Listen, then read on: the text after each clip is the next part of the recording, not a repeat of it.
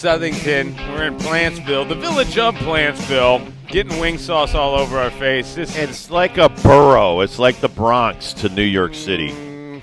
Not really. Kinda. I've never viewed it as that. I grew up here. I born and raised in Southington. Never could really figure out what Milldale was or Plantsville or some of these other areas around here. They're just towns to me.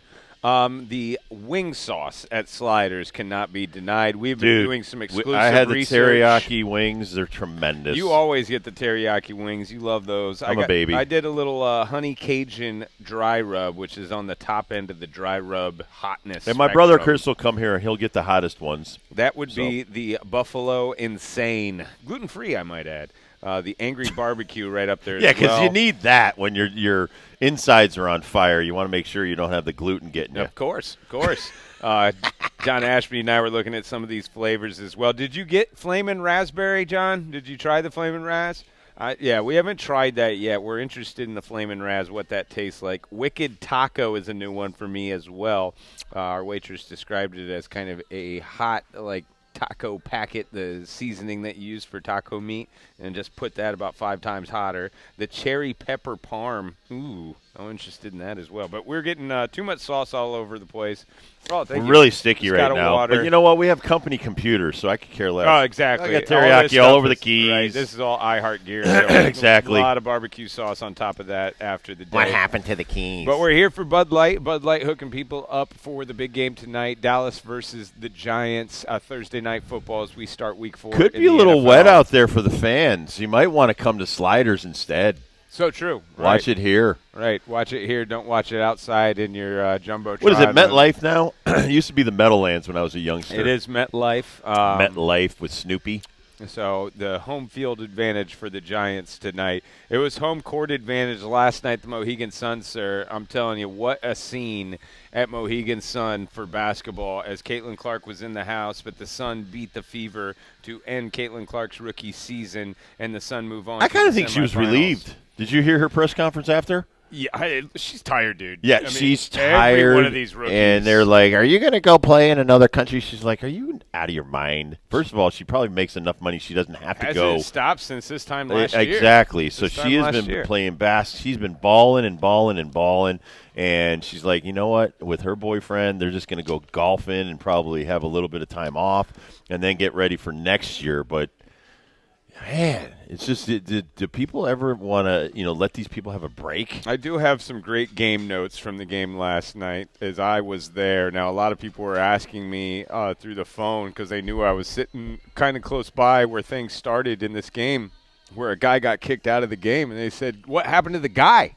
I think you accused me of being the guy, Dibs. I thought you were the guy getting on Caitlin Clark. Not the guy. I'm like, Ben, did you get kicked out of the game? He's like, no, I'm not that close. So I was down on the floor as the game starts. I watched a little bit of the opening warm-ups and then the opening tip-off down there, and then I worked my way back up. I walked by that guy seconds after the skirmish. First of all, Sun fans are good fans. Oh, they're the best. They must have let in this guy. He must be a 76ers fan or something. They let this guy in. What was he saying? Well, first, let me give you some backstory here as well. And this was noted in the postgame by Alyssa Thomas and Caitlin Clark, that a lot of the social media back and forth was getting racist, getting sexist, getting stupid. Why? And it was getting very heated before the game. I guess basketball. I'm not a part of this yeah. social media circle. I do not understand that this was even going on. So just knowing that now after the game, I would think that that was in their minds as the game started. And so that happened, I would say, first minute of the basketball game where Caitlin Clark points to somebody in the crowd. The officials, this is from my perspective, the officials then it wasn't like, we got to kick this guy out, put him in handcuffs, oh my God, get him out of here, get him out of here. It was hey, there's this guy that's being unruly. Caitlin said, didn't want him in here. And I don't exactly know what he said, but it didn't look like everyone around him was also in agreement. Yeah, he needs to go. I think he said one thing. Maybe it could have been as innocent as, you suck. And Caitlin Clark pointed him out. Now, when security went over to him, It was a real cordial conversation. I watched it. The guy came on his own power. He comes back and talks to him. I would have tased him and thrown him in handcuffs. Well, that's not the way. Because you're on the tribal land. They could do anything they want to this guy. They should have freaking tarred and feathered him. No, listen, there's no reason for that. First of all, women's basketball should have a little bit better decorum than men's basketball. You would think. So for this guy to be, go down to the Mohegan Sun just to get your 2 cents in to say to Caitlin Clark, who, by the way, is one of the best ambassadors for your sport. But it's idiotic. And as you said, the Sun fans are nice fans. But the Sun fans are great. When I go to the games there, they're good to both teams. But they're crazy. They're obnoxious. They get into it just like any other basketball fan would. Right. And she is who she is, and she's the enemy right now. And, I'll give you that. To throw this guy a bone, he was very cool. But the seats aren't cheap where he's sitting. That's what I was thinking. The seats aren't cheap where he's sitting. That's what I was thinking. That's the one thing that always irks me about the NBA. So you get some season ticket holder that's got the biggest mouth. It's like there's one guy in Philly that does that. There's one Knicks fan that does. They stand up and berate the. Does that make you a big person to sit there and do that? Because first of all, most of the players don't really care. They will care if you start talking about their mother or getting racist or saying something stupid. But at the end of the day, these guys and the women, they're trying to be competitive and win for the person sitting next to them in the locker room, win for the 99.9% of the fan base that don't act like knuckleheads. Well, and that's what's disappointing, that we're even having to talk about this. I honestly was shocked that a fan would have to be removed from a WNBA game. Honestly, I think that if it wasn't pointed out on television, it wasn't a part of the highlight package in the post game. Well, it had to be because you could tell that she was not – her head kept spinning around to the fans, and she wasn't watching the plays. And so this person actually had her attention by what he was saying so much that even the Sun players came over and I think apologized. Wnba Bonner was also someone who pointed this person out, but it wasn't, again. Because I don't think they want that. But we're only talking about a 30-second window that happened at the very beginning of the first quarter. Once this was over, which, again, I think there's like 11-12 on the clock in the first, or 9-12 left on because they play 10-minute quarters. Only 50 seconds or so bounced off. That was such a non-factor in the game. No. The other thing I saw in the post-game highlight package is this fight, air quotes, between Wnba Bonner and Caitlin Clark. Not at all. There may have been one or two bad looks when they got tangled up. Other than that, there was no kind of fight, and I really do think that the media is trying to spin this into something that it's not. It was a sloppy basketball game. I would definitely give you that. That it was.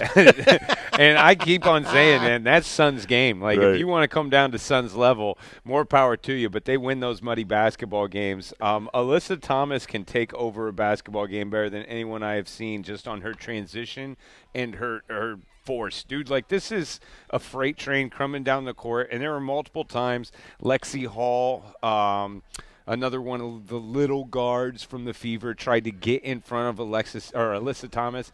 She literally forearmed them out of the picture, got a layup, and multiple times, Dibs, she is like flexing on top of these girls as if you don't have anything. And that's a great point, because most of these young women, even Aaliyah Boston, is just a couple years out of college. Right. You can tell the difference between the Suns' maturity, the fact that they're probably in a different weight room, and they have their body shapes are totally different than the girls who just came out of college.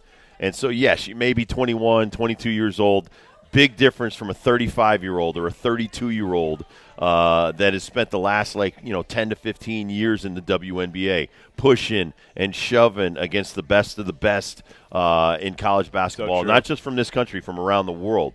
So, yeah, the feel that I had from the first minute is that the Fever are going to get shoved around everywhere. Yeah, and that's what the Sun are kind of good at, especially Brianna Jones. She can move everybody down low, and her and Alyssa, that combination, that high-low post, that's pretty deadly, especially when you have mismatches like they did last night.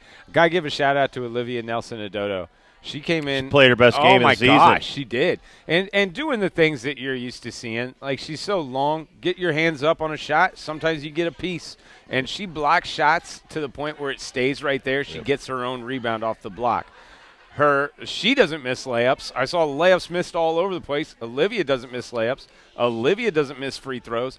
Fundamental basketball, that's what you're going to see from Nafisa Collier as well. They both come from the same program. They're both in the same class for a couple of years with Gino. You didn't get to see Katie Lou play. She didn't play. No, Katie Lou did not play. She's kind of been sitting the bench there for the Fever. I don't know what the future spells for Katie Lou in her WNBA career, if this may be the last game for her. One thing I do know, it was the last game for Mercury's Diana Taurasi, and it is so cool to see opposite teams and the whole league basically give her a standing ovation last night as she played her last WNBA game. But just a legend right there, finishing up her career. Maybe she might be back.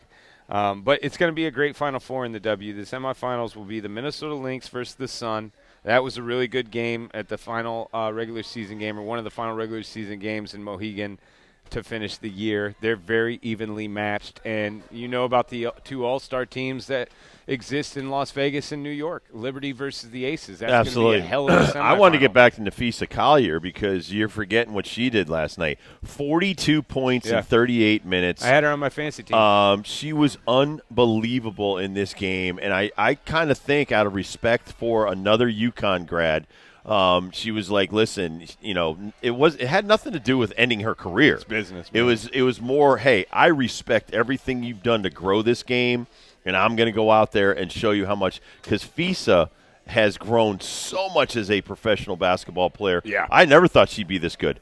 I mean, when she was coming out of college, you're like, man, she was amazing.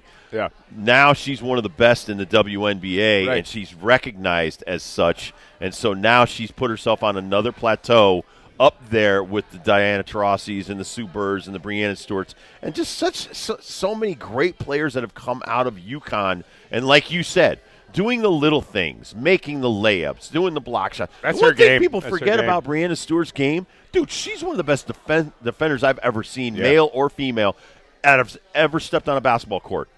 Always getting back on defense. Always, she's long. She's so long with her arms and stuff like that. I think people forget just because she's 6'4", she plays like a 7-footer out there. Yep. I mean, she's absolutely amazing. So what Nafisa Collier has done and to make the Minnesota Lynx, who had some lean years, back into a powerhouse team now, kudos to her and her teammates. The lean years are because Maya Moore steps away from the game, and before that, Minnesota is one of the top franchises. Won like 4 in championships, this league, right? Yep. It's fitting that the Final Four is what it is.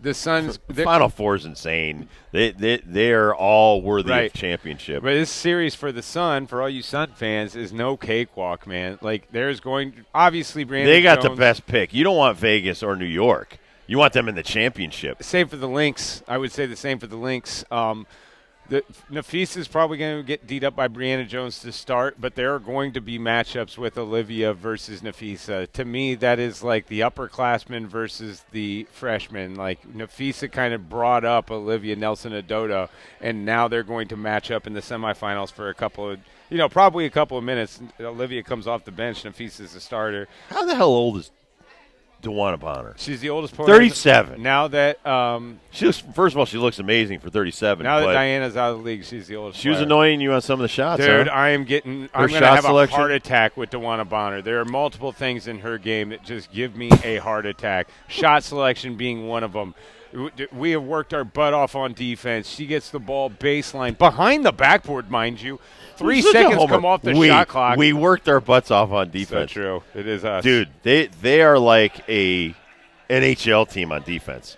Yeah. Nobody gets an easy honestly, it's like watching the Pistons from the 90s. No easy buckets. No easy buckets. That must be their mantra. No easy buckets, because you come through there, you're getting the crap beat out of you. Right. And top of the key all the way to the baseline. Here's what I didn't like. The refs didn't call a lot of it. They definitely let them play. I wrote that down as well, and they did not. They called a lot of weird ticky-tack fouls against the Fever, but I think it's because they're young and they got tired and they were worn out, I think, physically. But it was still a great game. Great game. But, man, you don't want to go in the paint against the Connecticut Sun. By the way, have I said that I love Marina Mabry? You have. Off the air. Love. with Marina Mabry. I was disappointed you didn't have a sign that said "Marry Me." Now, they had signs that you could write things on, and, man, I couldn't get my hands on one, and if I did, it would have been Marina, will you marry me? We do have that machine back at work. You could do like some big printer? The printer. The printer. Well, maybe in the semifinals. We'll see. Here's a quick gambling note of last night. The spread, 6.5, giving 6.5 to the Fever. And they covered. It was a 6-point game. Dejanay Carrington goes to the line, makes both free throws. 3 seconds, 2 seconds, nobody cares. Fever get a bucket at the end to cover. Oh, my goodness. In a world full of gamblers sitting at the Mohegan Sun, I felt like I was the only person who noticed. But, dude, that is a perfect segue to our next guest. We have the gambling aficionado from Vegas, Brandon Lang, handicapper extraordinaire, money manager extraordinaire. Believe Network show that he does. Brandon Lang from BrandonLang.com joins us next on the Rob Dibble Show with Ben Darnell, live from Sliders in Southington, Plantsville, sponsored by Bud Light.